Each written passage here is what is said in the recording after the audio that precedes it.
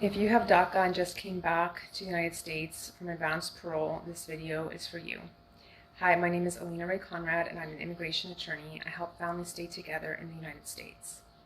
So if you have DACA and just came back to the United States on Advance Parole, congratulations, you now have a legal entry.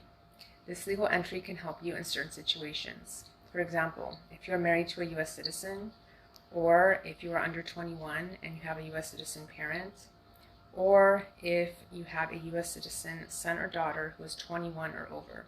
In those three situations, and in those three situations only, a legal entry will help you be able to possibly qualify for adjustment of status, which means doing your permanent residency process here in the United States. Now, I say possibly because there are other issues that an immigration attorney should evaluate, such as if you have any unlawful presence, any immigration bars, any criminal convictions or negative criminal history or immigration history that could impact your case. There are also other situations to look out for as well. So if you entered on advance parole and you have a U.S. citizen spouse, or if you are under 21 and have a U.S. citizen parent, or if you have a son or daughter who is 21 or over, I strongly suggest that you speak with an immigration attorney to find out your next options. Now, if you entered on advance parole and you don't have a family member that I just listed, for example, if you have a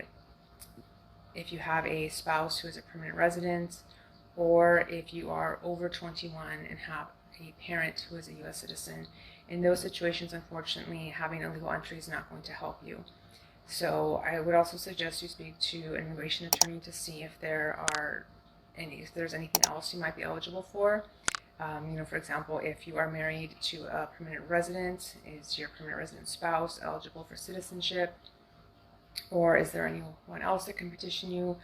Or is there an old petition that you can perhaps take advantage of? So for example, the 245I protection, if someone petitioned you on or before April 30th, 2001, or if someone petitioned your parents on or before April 30th, 2001, when you yourself were under 21, that might help you.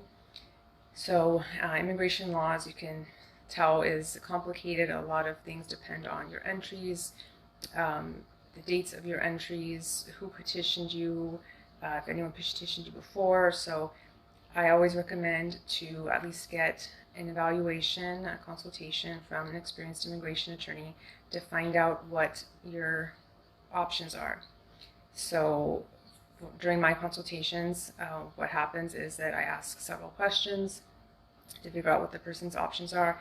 If they are eligible for something, then we go over that process, the timeline, the requirements, the fees, and if the person is not eligible right now, then we talk about what they might do to prepare or things that they can do to get ready. So for example, some people might need to file Freedom of Information Act requests or speak to their parents about any old petitions or labor certifications that might have been filed for them in the past.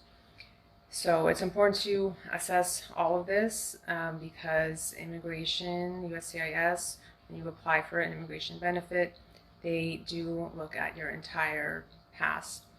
So anything that could negatively impact your case, any arrests, detentions by immigration, all of that should be discussed with an immigration attorney before you apply for anything.